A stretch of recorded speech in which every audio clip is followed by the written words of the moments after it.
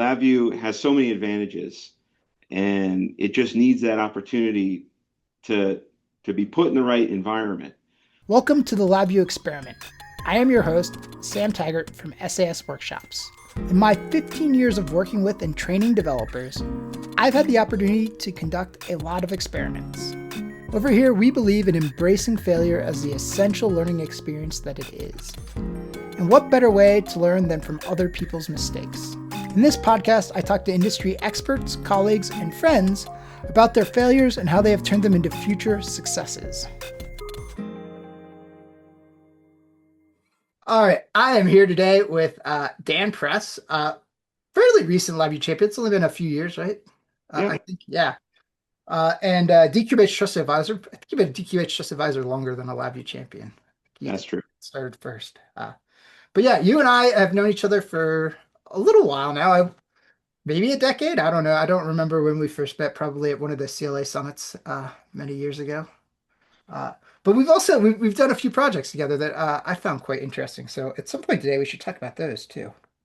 Absolutely. Actually, maybe that's a good place. We'll just start with that because for me, they were very interesting projects. So usually I'm used to LabVIEW actually like physically controlling stuff and taking measurements. And this particular project, LabVIEW played a very interesting part. So both of these projects were very similar. They were packaging stuff, right? You all had a robot and a conveyor belt and et cetera that was packaging things, and it was controlled by a PLC. And you had a web service that was taking orders, and another one I think that was doing inventory. But if I'm remembering this correctly, it's been like 2 or 3 years. And the LabVIEW code was literally ping the web service, grab an order, figure out based on the configuration of the hardware, can we fill that order? Do we have the right things in the basically a vending machine of parts that, or not parts, products that we were shipping out. Yep. And then send a bunch of commands to the PLC and basically just monitor the PLC, make sure everything worked, and then at the end update the inventory with whatever went out. Does that sound? That seems like what we did, if I remember correctly. That's pretty much what it was going. This was a case of trying to figure out what the different components are good at. So PLCs are very good at coordinating motion across things like a conveyor belt, and you have a bunch of stations doing a bunch of little discrete operations, and sequencing of that can obviously be done in LabVIEW, but there are just architectural differences in the way you do a LabVIEW project and the way you do a ladder logic or PLC project that make PLCs just a little more efficient at that task. But where they don't do so well is in the sort of more high-level decision-making process, where you're like, well, I got 1,000 orders, and each one of them has 2 to 4 different products in them. There's a big mix, and I've got this available on my feed system. How can I best optimize the processing order to fulfill the maximum number of jobs, right? So LabVIEW is a little bit better at doing things like database queries and parsing through larger data sets, right? And then kind of chopping that up into bite-sized chunks and feeding it to the PLC where it can just mechanically churn out the jobs. And so that was the main challenge on that, was kind of digesting this big flow of order entry data, right? Mm-hmm. And putting it into a structure and getting it to process on the equipment in the most efficient way possible.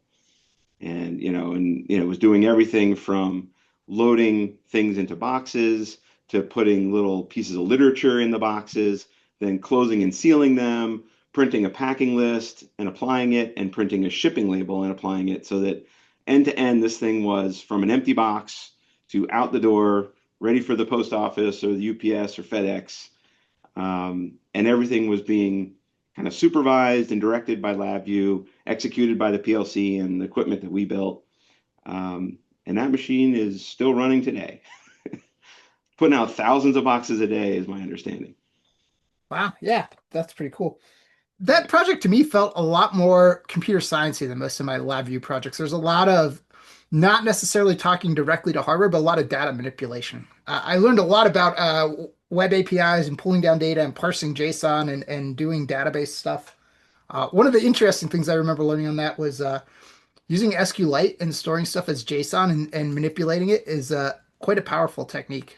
I Yeah, highly recommend if absolutely. you're not doing that, it was really useful. And I learned a lot of SQL because I was doing a lot of parsing and querying in the database, which Yeah, worked out really well actually, because the LabVIEW code ended up being a lot simpler.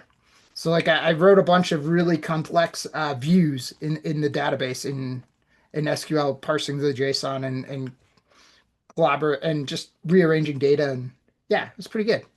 yeah. I read somewhere that SQLite is the most installed piece of software globally because I think it's on every single smartphone. It's on most of the websites you visit. It's like literally everywhere. Yeah, if you have on Windows, you can just go to Windows Search or whatever, or everything, whatever the app is, and you type in SQLite, and I guarantee it's probably on your computer multiple Yeah, times actually too, because a lot of probably. people bring their own copy of the DLL. Yeah, and that's the other thing. It's great. It's kind of portable. It's like a single DLL. I think there's an additional one if you use the encryption. Um, and then it plays really nice with LabVIEW. There's some great packages out there on VI Package Manager from the community.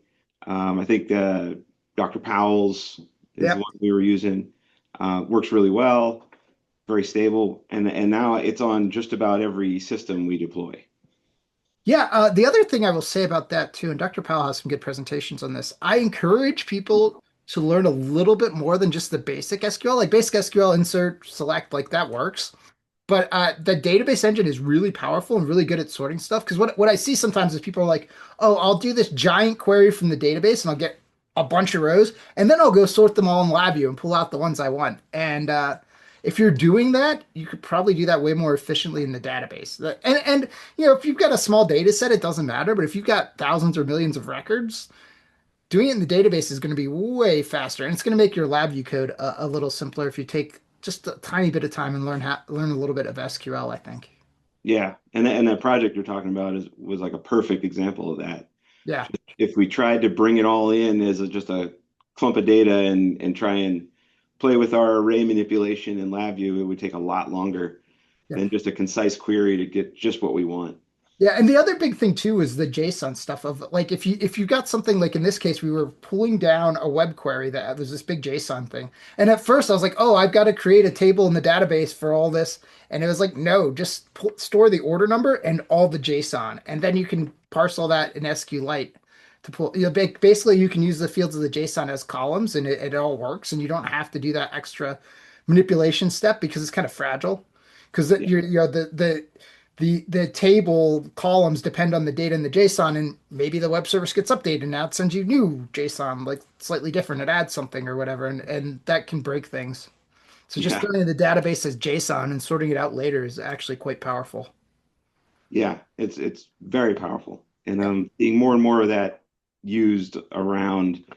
I'm thinking, like JSON showing up in all over the place. Of course, it's like it was XML for a while, and Yeah, now yeah. it's like JSON's like overtaking that, and for good reason. It's the ability to query it, like you're talking about, and the readability of it too. It's to be able to debug, Yeah. a lot easier to work with. Yeah, as long as you pretty print it, it's not too bad. Yeah, you do have to be a little bit careful. It's not quite as like human readable as other formats, but it's definitely more human readable than XML. XML just adds a bunch of extra junk Yeah. that like uh, makes it hard. Yeah. So one thing I wanted to talk about, and you brought this up earlier when we were talking before we started recording. It's this idea of this particular project. I could write the LabVIEW code, but I'm really doing all the machine control stuff. I mean, I probably could have figured that out in LabVIEW, but like it was much more efficient to do it with the PLC and the robotics and all. You guys already had that system working. And so I think the topic to talk about is collaboration amongst partners in the NI ecosystem, because I feel like we're very collaborative when it comes to sharing ideas on the forum and going to GDevCon and doing presentations and stuff together. And occasionally I end up working with other partners, but I feel like we could do more of that. And I think you hit on that at GDevCon NA. You got up there. I think you were a sponsor and you gave a speech and you're like, hey, if you guys need help, we can do the robotics side and you all do the LabVIEW side or vice versa. And like it extends the areas you can get into. Do you want to talk a little bit about why that's challenging? Yeah, so that I kind of came up with that, and in reference to this being the LabVIEW experiment, this was an experiment that I was running just as a business owner and looking out there at this community of just wonderful, uh, just the capability in that room at GDevCon, at all the GDevCons. This was a GDevCon NA in Chicago. Looking out at all those people and hearing about some of the applications they're working on, all these relationships that they have with these great customers and these sometimes large companies and things like that. And they might be working on some small part of a test system in a lab somewhere doing one particular function, but they've got this great relationship and there's a lot of trust built up over those years. And it's like, man, if I could empower that person to offer a more complete solution, because they're probably working on something that, they're using maybe old equipment, old fixturing, things that are being manually like hand loaded and unloaded, and maybe that should be automated. Maybe there's opportunities there. But, there's a LabVIEW developer or consultant or somebody like they sort of know what they know and they have the skills that they have and they stay in their lane. And that's very appropriate because they do really well with that. But imagine if they could leverage, um, you know, having a machine shop backing them up to make some fixturing or having some mechanical design capability to, solve some of these problems that they might be having, getting things in and out of a tester, something like that. Adding a robot, right? Adding we could talk about autonomous vehicles and all this other kind of fancy stuff, but just at the basic level, um, you know, being open to working with partnering with another provider, another company to give yourself what we like to call it a force multiplier, because you can day in and day out make your bill rate and do fairly well, right? But now add on, hey, wait a minute, we're going to design a system here. We're going to really take it to the next level, and maybe that's a system that can have repeats, or it can have, it's going to continue to pay benefits. It's going to have return on investment for your customer, and that's just going to make them want more things from you, right? And get you into other areas of the facility that maybe you hadn't even considered. I just see so much opportunity there. I'm seeing that the LabVIEW community and the knowledge that's out there and the experience that's out there, as much as, I hope we're all busy, I still think we're underutilized. Yeah. You look at the charts of what languages are most popular and stuff, and LabVIEW's like not even on there, right? And that just feels wrong to me. LabVIEW has so many advantages, and it just needs that opportunity to be put in the right environment. There are so many places where it's the right fit, but if you don't know about it, you're never gonna see it. You're never gonna see it happen. But that room knows what LabVIEW can do, and it's like have a little bit of imagination and team up with the right people. And this happens all the time. You've got providers like Watts, right? You've got like if you're writing your LabVIEW code, you're writing the tests, but you don't have the time or the bandwidth or the knowledge to write the data analysis part of it, right? You partner with Watts. That's a perfect collaboration right there, right? They do a great job at being able to aggregate all that test data and create these reports and put it online and all that kind of stuff. This is sort of an extension of that, like bring it into the physical world, So add on the mechanical aspect of it. You see, I have my background set to a photo of my shop floor this morning. And for people who are just listening, it's a whole bunch of row of robots and fixtures and things. It's really a whole production line that we built. And it's something that me, as a lone LabVIEW developer, I could never do this.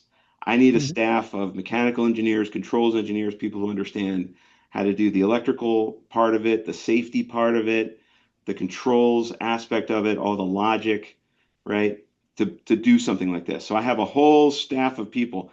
Our LabVIEW staff is 10% of our company as far as headcount, right? So the other 90% is, well, there's sales and administration and stuff like that. Maybe that's another 20%. But then the whole rest of it is doing the stuff that you see in the picture, is the mechanical design, the fabrication, the wiring, like I said, the controls engineering, safety analysis, all that kind of stuff.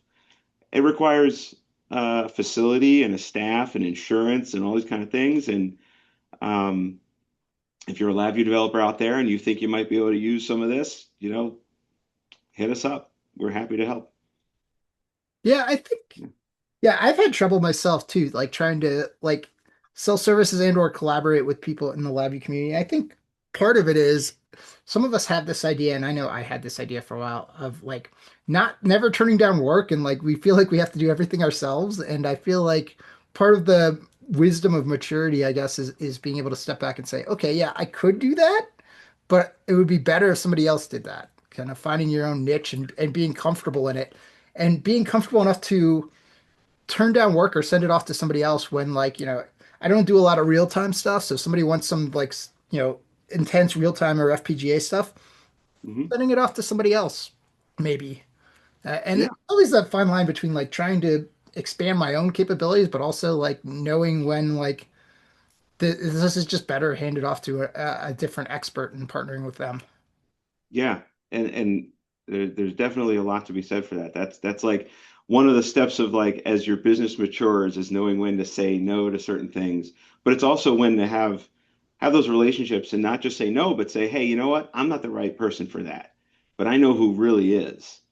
And you gain a lot of credibility with that. And then it goes around, comes around, right? So if you Yeah. refer work to somebody, they're, I don't know how many times as likely, probably 1,000 times as likely to refer back to you, right? Yeah. And as you said, I think it amplifies everybody because it makes everybody able to engage in more jobs, right? So like for example, in your case, you have like 10% of your staff is LabVIEW developers. If you have a pool of LabVIEW developers that you can pull from, if you need them on a contract basis or whatever, then you can go do new jobs. And those LabVIEW developers or now, if someone approaches them and wants some kind of big machine design type thing, it can be like, oh, I can't do the machine design part, but I know who can, and I can do the LabVIEW part, and then it all works out together.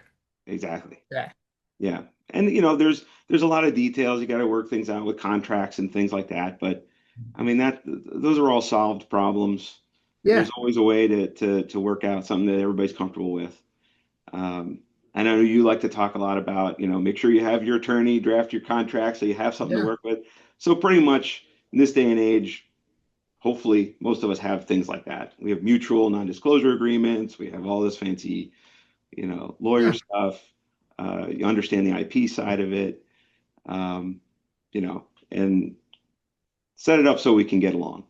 Yeah, yeah. No, well that's actually it's good. I like enjoy working with other consultants and other small businesses and partners and stuff because usually they get it. The big companies are the ones that I really struggle with the contracts because Yeah, they're usually very onerous. I remember yeah, when we worked together, I don't remember all the details, but I thought it was pretty smooth and easy. So yeah. And that's one thing too, is that is an area where we've had some very large companies present us with things like these agreements that we just couldn't agree to. And we did yeah, have to say no, and it was painful and everything, but it was like they were asking less us to take painful on than if a you had level, said yes. yeah, they were asking us to take on a level of risk that was just not something we would be able to Yeah. live with. Yeah, you learn that quickly. Like, yeah, sometimes no deal is better than a bad deal. Yeah, Yeah. absolutely. Actually, I got that. I read a book. I think that phrase came from a book called what is it? Chris Voss, isn't it? Something about the Oh black yeah, or yes.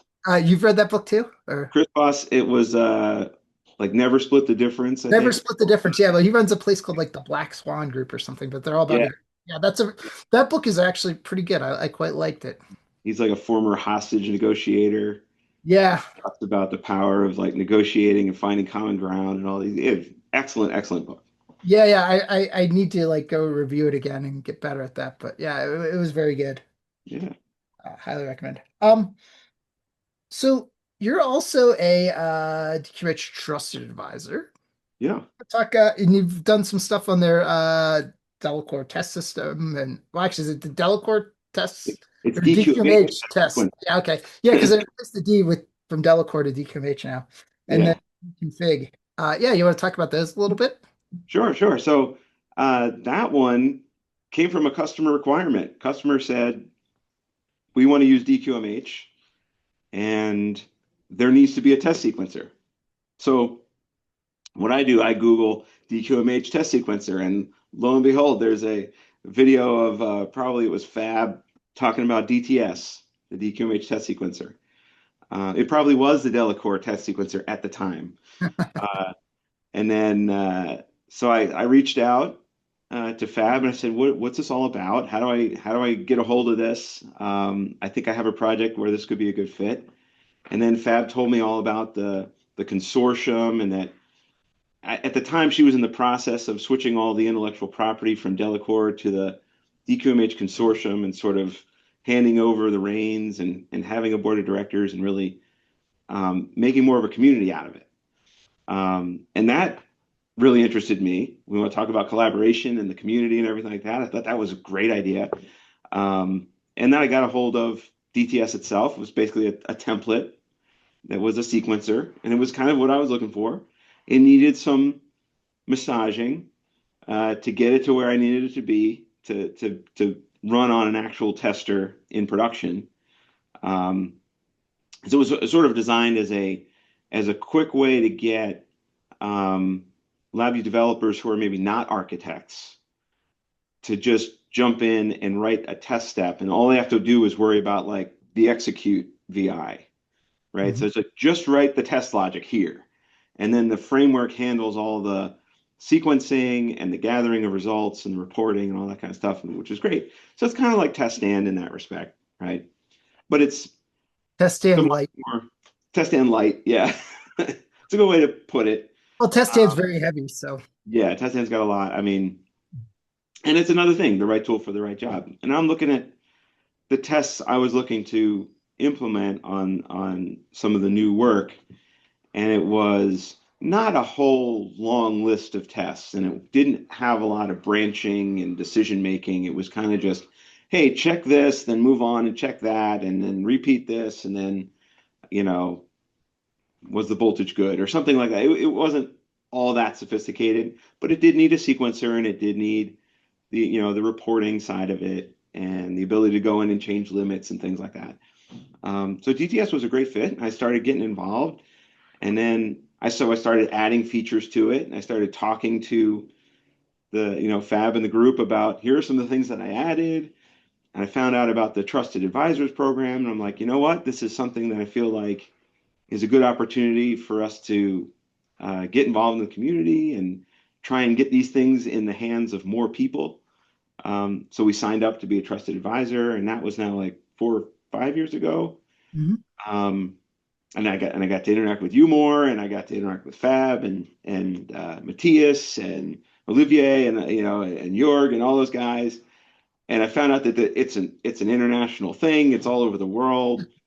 Chris Farmer from Australia, right? Uh, Yeah. he's got the DQMH podcast. I got to be on that. That was a lot of fun. Um, so it's just like a really cool community. And what I've really found to be really compelling about it is we have those quarterly meetings, right? Or 3 times a year, or whatever it is now. And we go through the list of all the feature requests for DQMH, right? And we have these like passionate debates over some feature that somebody suggests, we absolutely have to have this. This is so important. But they could do it this way, and there's a workaround, and why don't they do, you know? And it's just like having this group of people that really cares about something. There's just something to be said for that. It's just that if you're using this framework, you're not alone. There is a team of people all around the world that meet regularly and agonize over this and make sure that your experience is as good as it can be. And I does that too with LabVIEW, of course. We know that. Yeah.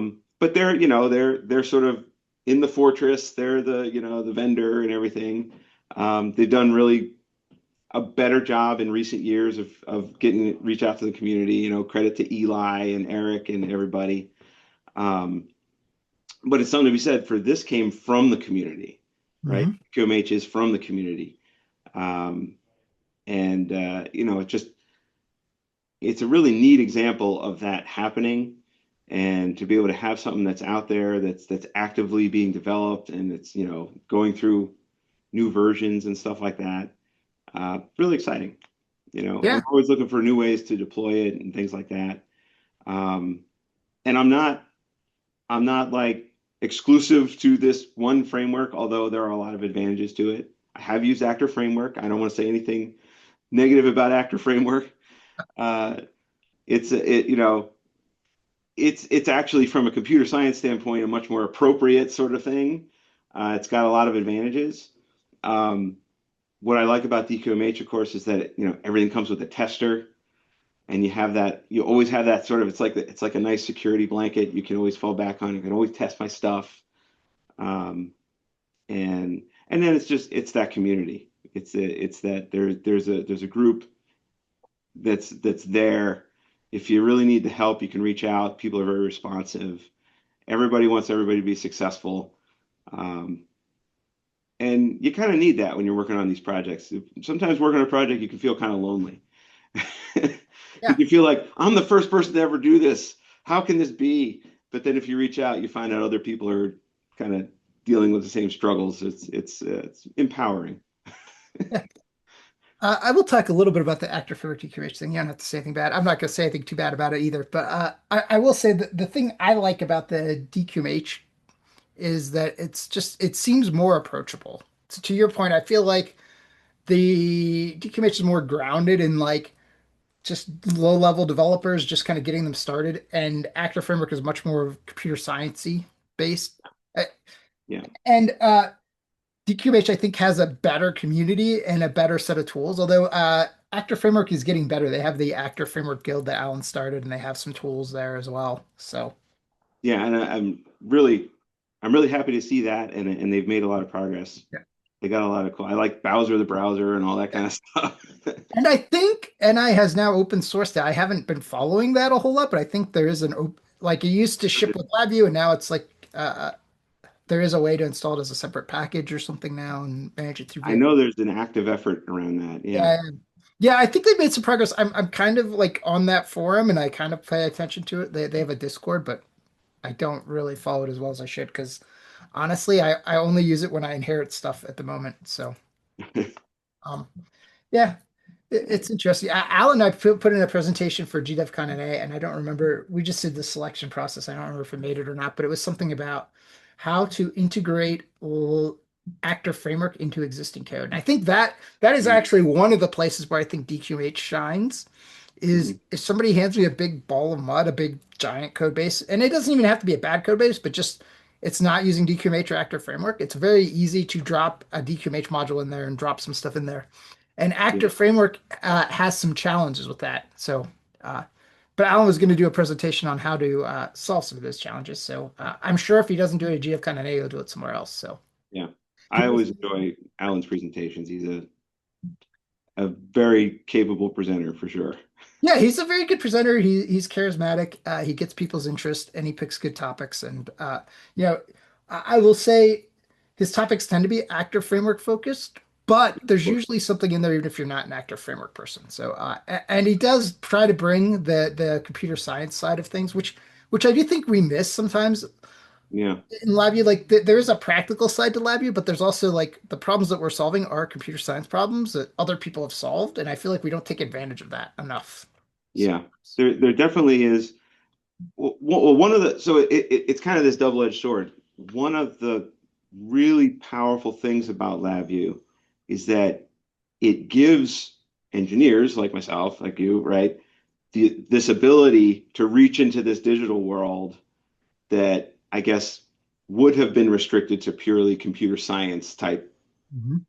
thinkers, right? So we have this, but we're also able to leverage our knowledge base of the physical world, right? Because we're, you know, what engineers are taught we all have like a core curriculum that we learn where we have to learn like statics and dynamics and thermodynamics and fields, right? Electrical Yeah, and magnetic fields and all this kind of stuff. don't remind me. No. And it, right?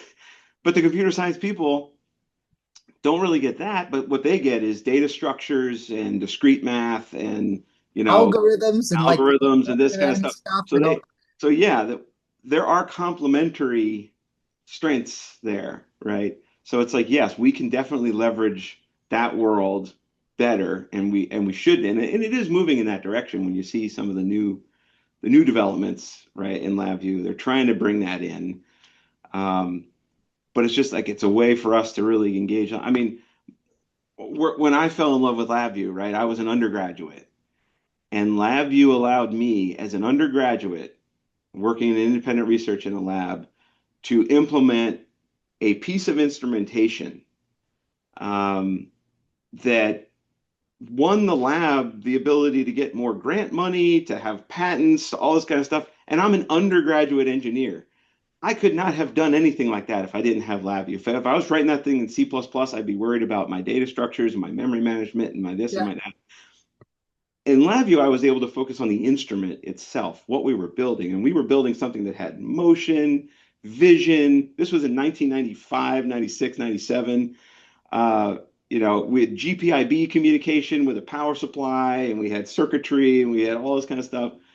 I mean, I don't think I would have gotten there if I was too worried about kind of the computer science side of it. yeah. I was able to get to the physical world side of it. And yeah, it was probably not the greatest code. It was the first code I ever wrote. It's I was about to ask, when you look at terrible. that now, do you cringe a little bit? Giant nested bunches of K structures and sequences and things. I mean, I would probably have a heart attack if I saw it right now. Well, so But so I want to bring up 2 points here. One, I wrote a blog post once called "Cringing is Okay." In that, uh, if you look at your old code and you cringe, that's actually not a bad thing because that means you've learned something, right? So yeah, you know more now than you knew then. Uh, but also another thing that I say a lot is things don't have to be perfect in order to be useful or functional. yeah, I think sometimes people get like, oh, it has to be, and like, I'm a craftsman. I like when things are perfect, but they very rarely are, right? And so, and like, at some point, we can get off on this like it's got to be polished. We keep polishing it. It's like, no, it's good enough. Like, yeah, uh, yeah. there's And that fundamentally is it also kind of comes from that engineering world, right? Like somebody once told me like the difference between a physicist and an engineer, right? There's a lot of differences, but like an engineer can be satisfied with like an 80% solution.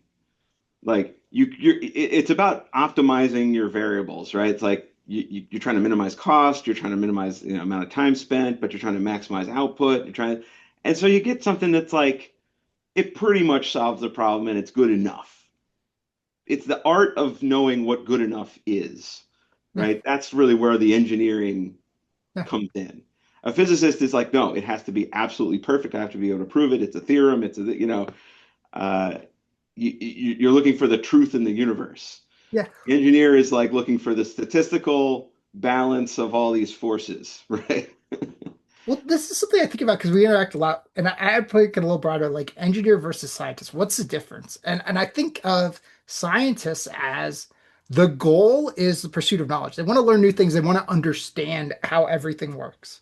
Yeah, Engineer, and they're complementary. They're neither one's right or wrong, but like the engineer takes all that knowledge and they don't pursue more knowledge. They're how do I actually apply this and actually solve a real world problem, yeah.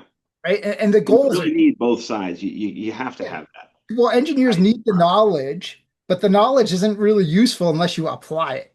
Yes. So it's like a both and. Yeah. Yep. But your discussion though about how LabVIEW enables people who are not necessarily programmers to do things kind Mhm. of dovetails with we had a conversation right before we started recording about how I sit in the CIO mastermind group where I sit with CTOs and CIOs and stuff and listen to them talk about stuff and we kind of talk about things. And one of the things they were talking about was AI and how AI enables people to do things.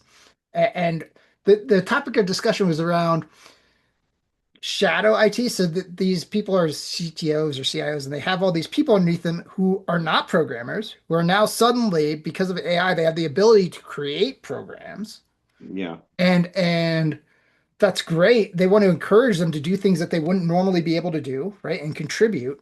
But at the same time, once that program reaches a certain size and starts interacting with the ERP system or whatever, suddenly alarm bells go off and it's like, wait, wait, wait, how do we know that this is actually doing the right thing? And how do we know that it's not going to corrupt our database or that the data that they're pulling out of our database is being managed correctly and not like leaking places it shouldn't be? And I Yeah, think LabVIEW has the same problem. And I think Stephen Mercer's called it like the two hump camel problem. mhm, Because one of the great things about LabVIEW is you can take a technician, you can take a PhD student, you can hand them LabVIEw and a chassis, and they can go collect signals, and that's great. But there comes a point where you throw a switch and you move from I'm just collecting data to I'm architecting this big system and I'm doing computer science now. And yeah, I think it's challenging because A, I don't think people realize when they cross that chasm, and it's also like a mindset set shift too. mhm, yeah, absolutely. And that's where you start having to have things like unit tests and right and mock testing and all this kind of and approval testing, all that kind of stuff has to come into it. And all of a sudden, you're introducing these new concepts that if you just came up through the mud of just get it done, you have not been exposed to these new things, right? Yeah, I And think that ties into training as well. We had talked a little bit earlier about training, and there's a lot of training, particularly in the LabVIEW world. I've always had this criticism of NI training. NI training is good at teaching you how to use LabVIEW, right? So it teaches you how to create a yeah, while loop, how to create a for loop, how to create a project and classes and all these things. But there's a lot of the training just teaches the tools and doesn't teach the system design skills, I think, or the automation skills of like putting it all together and how all the pieces fit together. Everything's focused on this little piece over here. right. And it's that integration of all that where, yeah, there's definitely a gap. And it's like, and I understand the challenge because how do you make a formal course on that? And it's like it really comes from experience and it comes from mentorship and kind of the on the job training, right? Yeah. And that's what we talk about here is like when we have an engineer start, we kind of start them as if they're a technician because as an engineer, yeah, you might have the education, you have the fundamentals, you know some of the tools, but do you know what it means to wire a panel, a control panel, right? Like a physical one. So we kind of get them out on the floor, get them working with their hands, seeing how the wires go into the terminals and how everything connects to each other. And then you kind of get this more of an appreciation for how does the machine work. And then you take that back to your CAD station or to your development station, whether you're in software or doing mechanical design, and try to incorporate what you've seen, what you've learned, and just kind of internalize that. Um, yeah, it's very difficult to put that into a course. Yeah. There's two directions I would go with this, but one I would say first is uh, it's very underrated standing next to the person using the machine and watching them and interacting with it, even maybe using it yourself, Yeah, because you learn so much. And I was working on this project recently, and like big corporations do this all the time. They built a machine, and then at the very end, they're like, "Here's the machine, go use it." And they're like, we need to do XYZ." And they're like, well, "We didn't know that." And I'm like, "Yeah." So like, I'm very much into the agile thing of like doing it iteratively, I think, and giving them pieces as they go so they can check it out, but then also yeah, just like continuously communicating with them. And you uncover those things a lot earlier, and it's a lot easier to if you haven't built that part of the system yet, it's easy to build it the way they want, as opposed to we already built it and now we've got to break it down and change things and change some of our assumptions, and it breaks all these other things. And so yeah, absolutely. yeah. That is something, and I know that's something that you push as a good methodology is that deliver often, make small incremental changes, get feedback, and that agile process. It really applies all over the place, but like it's the getting the feedback part Yeah, that is so definitely critical. yeah. Yeah, You want an operator, yeah, don't just bring your management here to run the machine. Like they're not the ones who are going to run it and live with it, right? yeah. Yeah. Yeah, so it's getting feedback, but it's also shortening that feedback cycle so that the Yeah, feedback is more timely because the feedback comes at the like lots of places get feedback at the end. I mean, yeah, everybody gets feedback at the end, right? You deliver it, it's like, oh, that's not what I wanted, right? right. It's much easier if you get that feedback. Oh, and the design phase, it's much easier to change the design than it is to change the software once it's written, kind of Yes. as you're going through that. Yeah, and that's a big deal, and it's different challenges for different aspects. Like with what we do, we run our projects. We have a very well defined, documented process for how we run our projects. We're ISO 9000 and all that fun stuff. We have a big flow chart that has the track of the project. But the really the heart of it is we have these regular meetings with the customer. And in the beginning, it's all going to be, if we're building a machine, it's all going to be 3D CAD, right? Because the most important thing is to establish like what is the overall footprint of this piece of equipment we're talking about? Like what space is it going to occupy, and how are we going to get Do we to have different room? parts Yeah. of it, and where we put doors and where do we put service panels and all these kind of things. So it's all in CAD, and we're having these regular meetings. We're getting that feedback, and we always say it's a lot easier to change it on the screen than it is to change it in the metal, right? Well, I think that goes to like the analogy I always use is circuit boards, right? You print a circuit board, Yeah, and if you don't think about how you're going to test it or how you're going to use it, you need to test something, and the signal you need is on the middle layer always, right? And the mechanical thing, it's the same, is oh, we need access to be able to measure this thing or change this voltage or replace this part. And if you don't think about that, that part is then behind 10 things and at the bottom of the cabinet, and you have to take the whole cabinet apart and unwire everything to get to it to change it out, yeah, right? yeah. And there's yeah, and getting communicating that to a customer is fundamental to doing any kind of design. You have to show that, oh, you're going to be able to get to this. Look, here's how we've actually taken it to the level of we get a machine designed in CAD and then we invite the customer in and we have like virtual reality setups.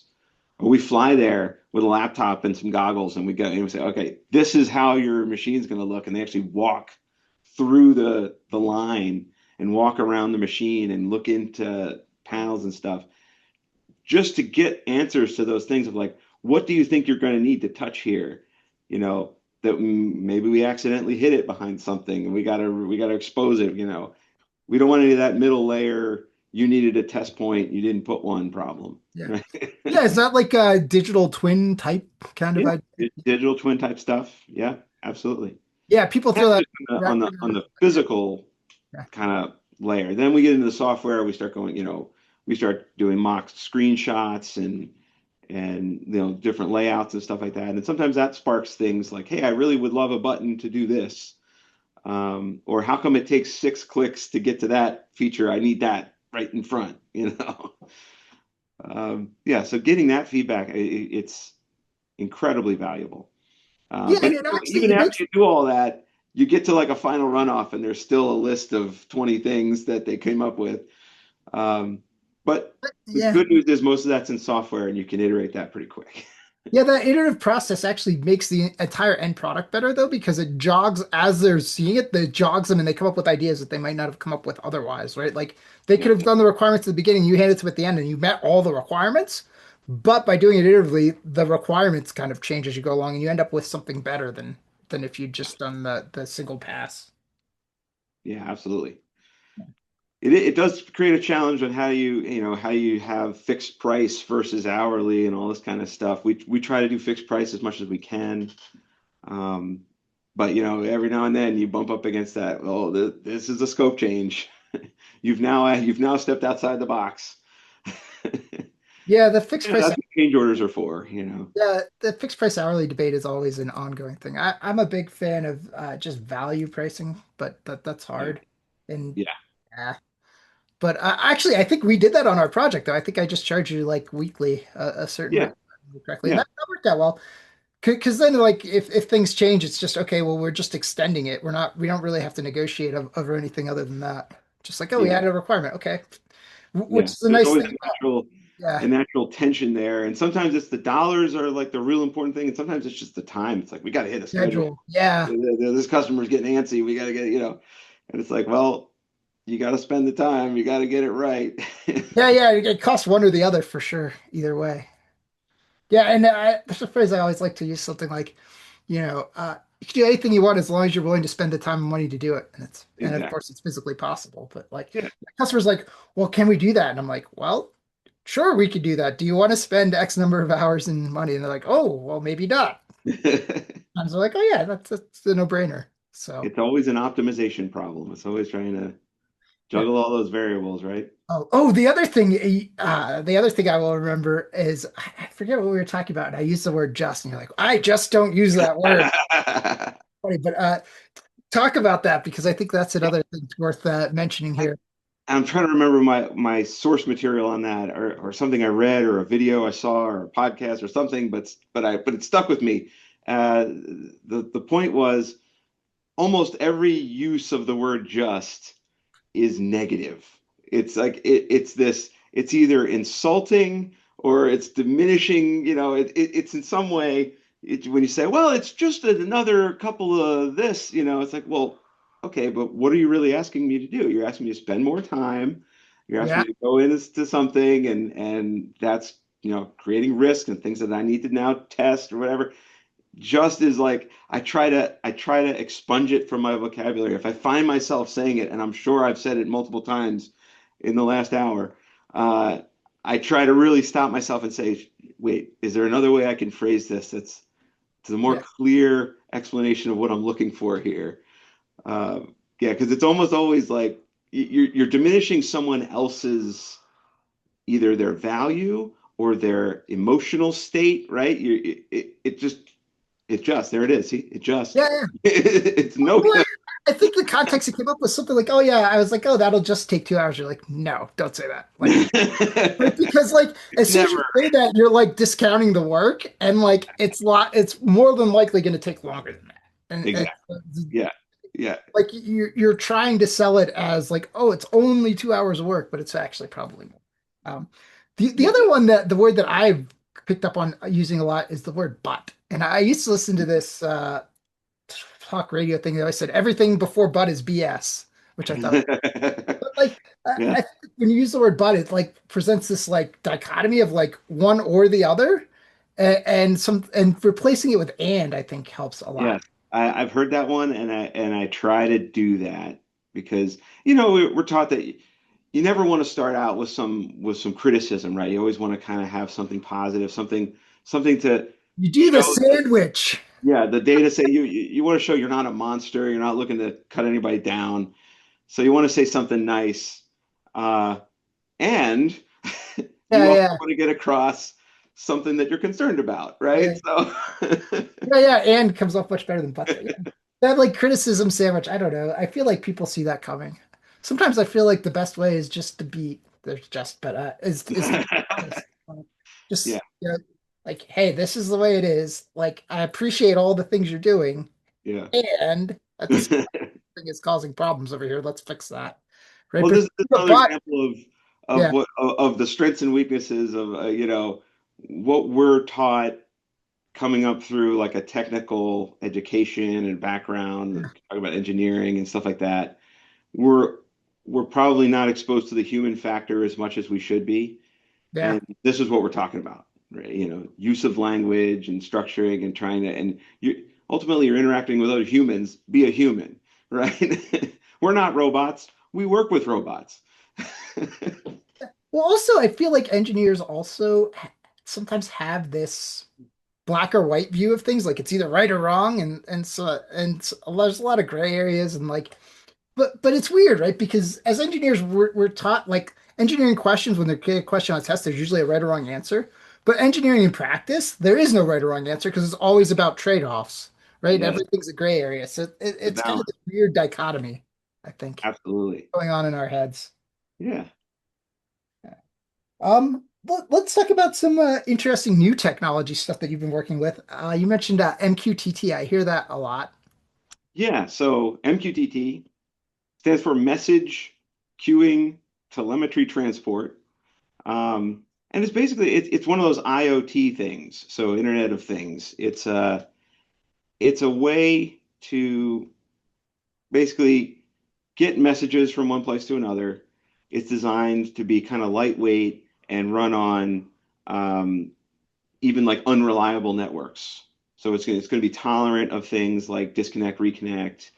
Um, the general concept here is that you've got a centralized node. You call it a broker, right? So everybody looks to the broker for stuff, and people can be a publisher of messages or a subscriber or both, right? So obviously, if you're a publisher, you're sending stuff. If you're a subscriber, you're listening for things, and you want updates. And the way it's kind of organized is they call these things topics. So you're publishing to a topic or you're subscribing to a topic. So if you're publishing to a topic and some other node is subscribing, then every time you send a message, they're going to get that message. And you can set priorities on, you know, how forceful are you going to make sure that that message gets there? Um, and where this comes As in, like a queue or like as a broadcast kind of thing or yeah, something. exactly. Okay. So where this comes in to what we've been working with recently, we've recently started deploying these AMRs, these autonomous mobile robots. They're like the little self-driving vehicles um, designed for factory for material handling, transport of basically parts and pieces from one station to another. And in this case, we're working with the Omron ones. We've also looked at working with there's one called Otto. We've looked into that. In this example that I'm talking about with MQTT, that's the Omron AMRs. They have something called a fleet manager, and you can communicate to the fleet manager a number of different ways, but I think their preferred method right now is through MQTT. So it's a broker, and the PLC can, some PLCs can talk MQTT natively.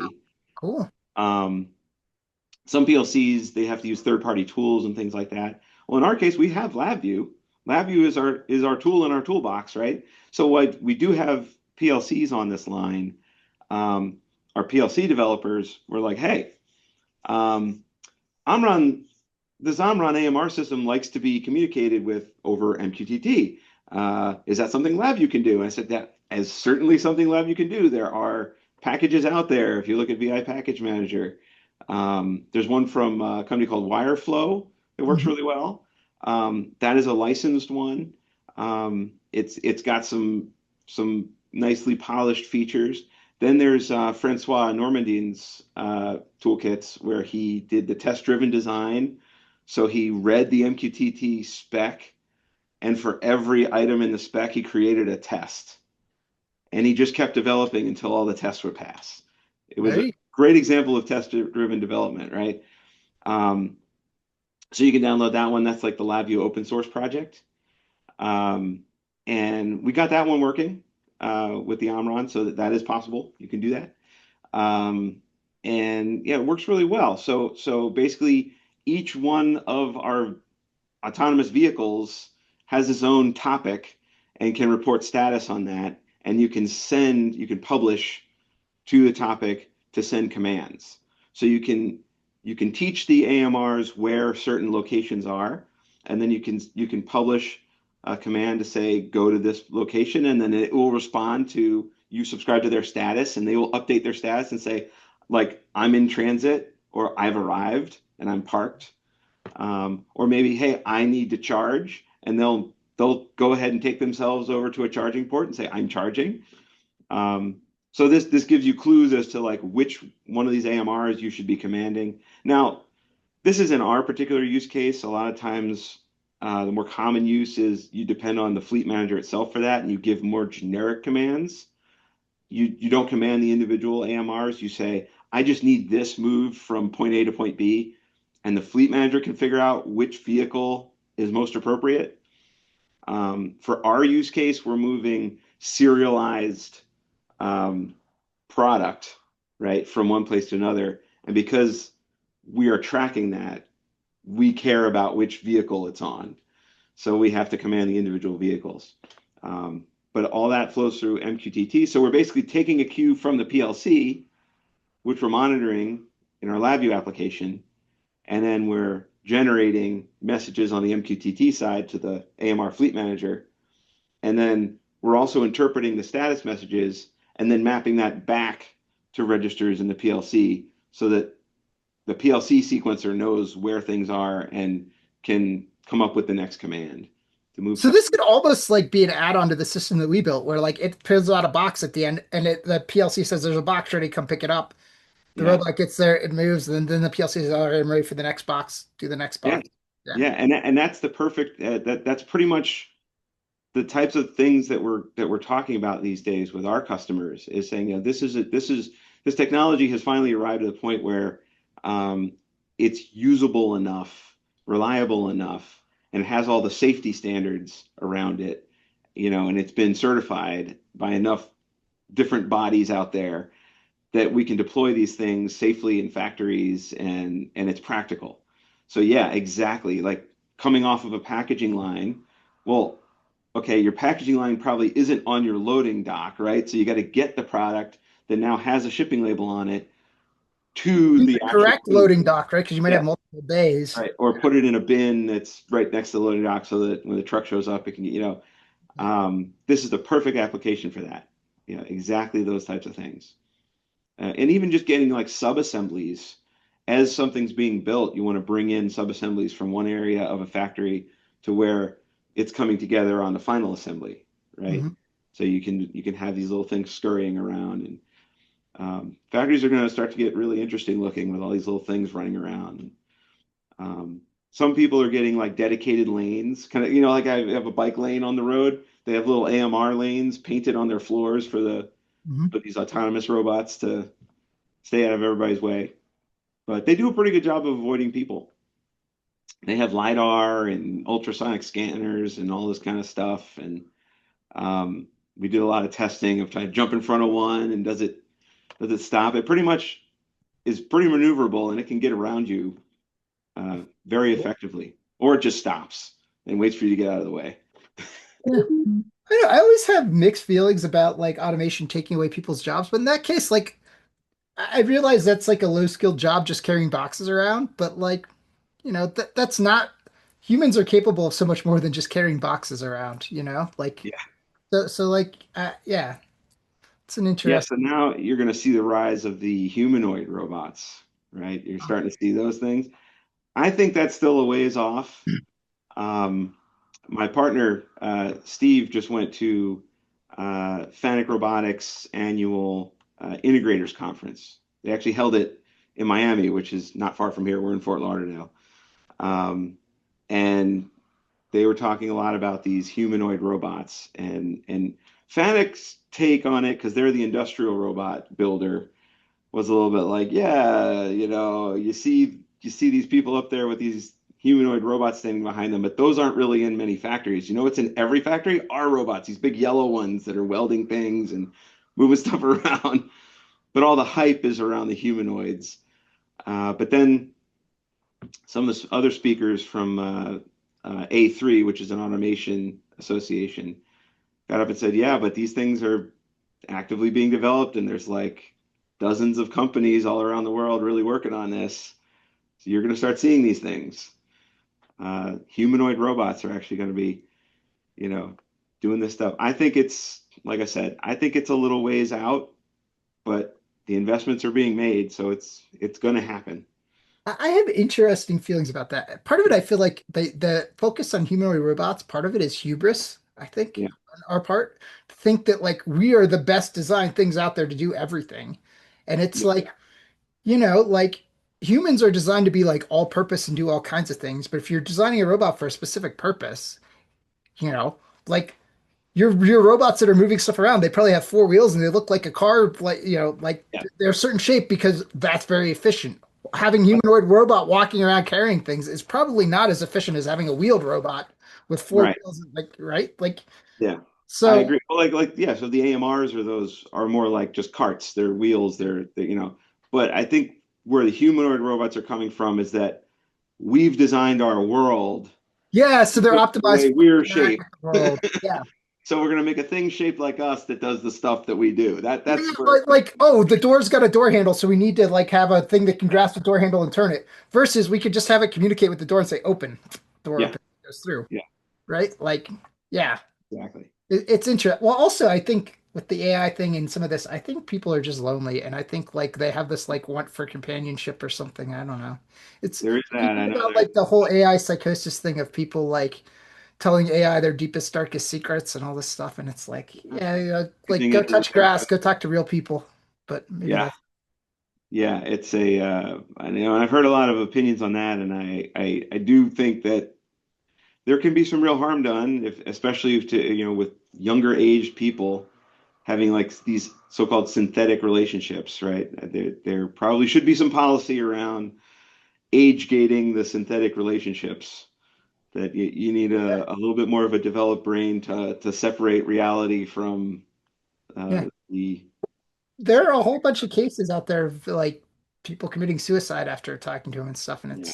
it's It's a dark. and I always cringe when people try to anthropomorphize all of it because I don't know, maybe I'm like too analytical or whatever, but I just look at it like, yeah, it's a statistical model. Like it's not like, but people are like, oh, it thinks and it has feelings, and I'm like, maybe, like, I don't Yeah. know. It But seems people even do that with our just our basic robotic arms. Like these are just arms. These are six-axis robots, and they kind of look a little bit like an arm, and people give them names and ascribe personality traits. Oh, the robot's not feeling well today. So I guess that's just a human nature thing. well, we do We're that gonna to do our that. cars and Yeah, yeah, guitars get names and bikes get names, and yeah, it's interesting. Computers even. Yeah. yeah. So we're about to wrap up here a little bit, but I want to tie a couple things together. We talked at the beginning about collaboration amongst partners and stuff, and then you talked a little bit about how it's hard to find good training. So Mm, this is my own personal problem, but I'm trying to sell training on agile processes and all these things, and I find it very hard. And I don't know if you have any thoughts on that. I mean, I think selling training in general is hard, mm, particularly like training, like training for beginners. Selling LabVIEW Core 1, Core 2 is actually probably pretty easy for NI because like people don't know anything about LabVIEW. It's that Dunning-Kruger effect of like they don't know anything, so they know they don't know anything. yeah. Whereas I'm trying to sell stuff to take people to the next level, and if they know some LabVIEW, they're on that Dunning-Kruger high of like I know how to make LabVIEW do XYZ, and Hmm. that's great. But do you know the best way to do that? And do you know all the pitfalls that you're going to run into with the mess that you've made, right? Yeah. Because like I remember one of my earliest LabVIEW memories is I inherited this giant thing, and I one of my second post ever on the NI forums was this giant block diagram of the spaghetti mess. And Eli said something like, "You know what I hate most about this is that it actually works. If it didn't work, it would be very easy to be like that. Like everybody looks at it and sees a mess, but they see like, well, that mess works. They And hide behind the, well, hey, it works, yeah, like and it works until it doesn't, and then good yeah. luck fixing And then it falls it. apart horribly. Yes, it Yeah, doesn't just fail smallly. Yeah, yeah. So yeah, I mean, a few things on that. Training is critically important, and it's almost like, and this is another human thing, right? So you have that Dunning-Kruger thing where it's like, I don't know enough to know that I don't know what I enough. need, right? Yeah, So you finally get to this level where you know enough to know you don't know yeah. everything you need. And So that's when you really start going after training. Um, and I'll do a quick plug for you because I really enjoyed your training on Git, right? So mhm. you had I purchased that as soon as I found out. I was like, oh my gosh, this is exactly what I've been looking for because not only was it Git and all the ins and outs of how to install it, how to work with it, what you can do with it, but it was focused on and use it with LabVIEW. Yes, that is the It problem with. was incredible. I highly recommend it. Please, if you're not using source code control, immediately Well, go out and take that training. can I make one other plug?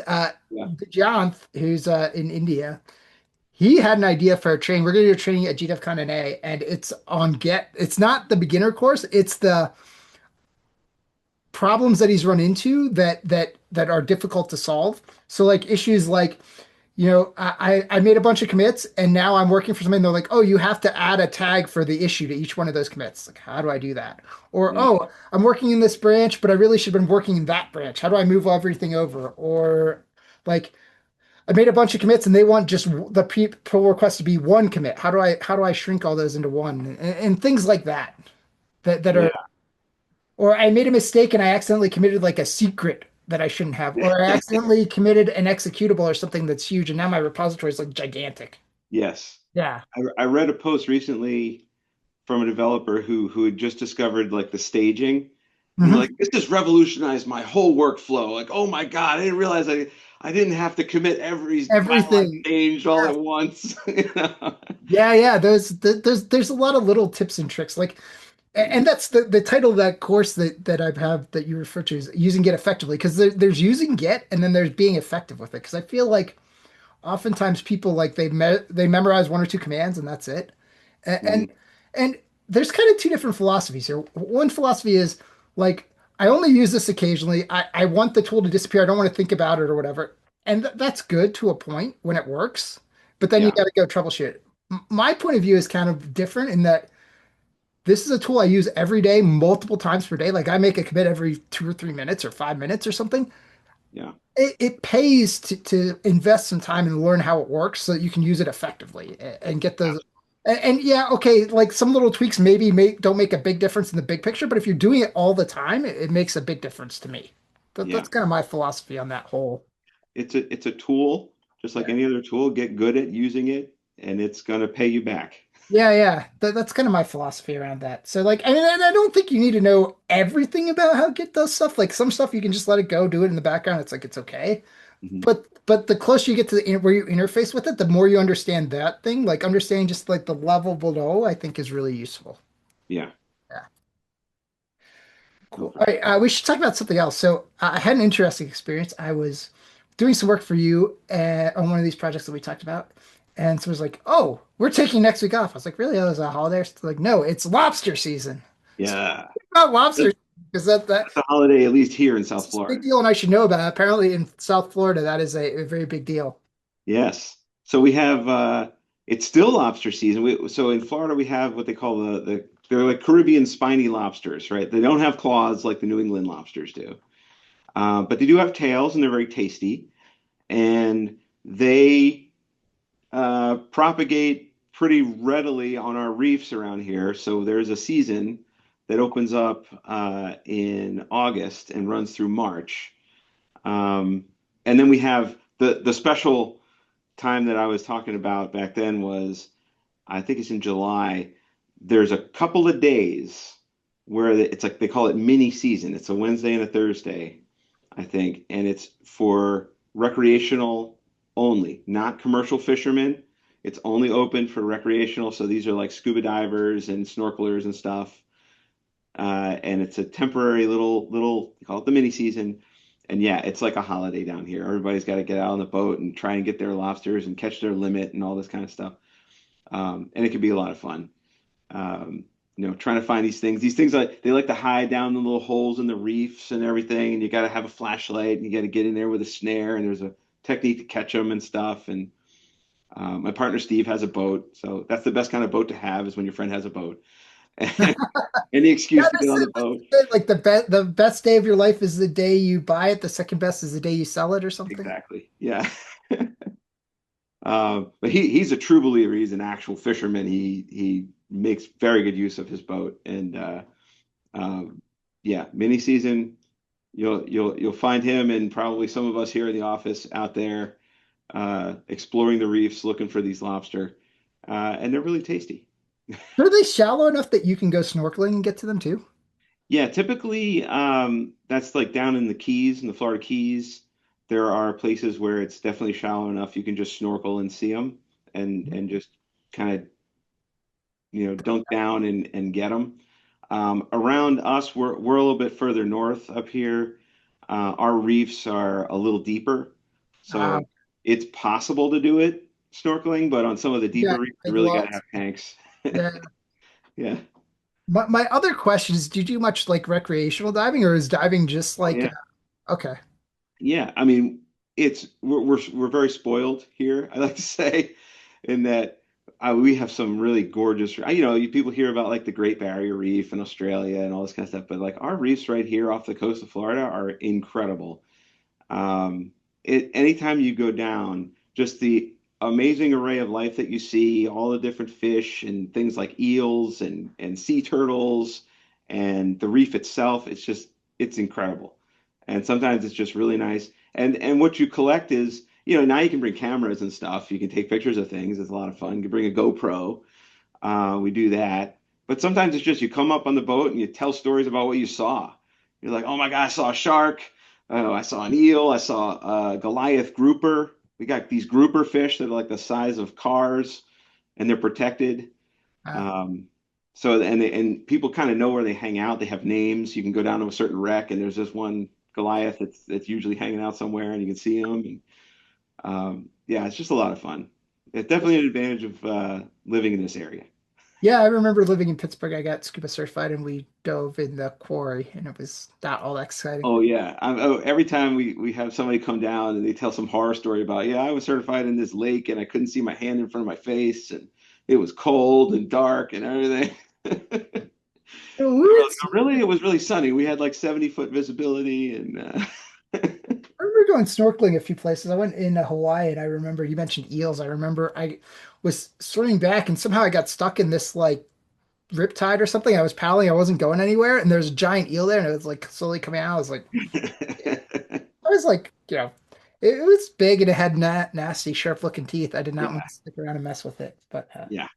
remember another place I went that was actually really fun was a place in Mexico, I think Oaxaca, called Huatulco, that had some pretty cool beaches.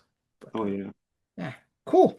All right, well, we'll leave it on that. I wanted to leave on a upbeat note, just talk about some fun stuff.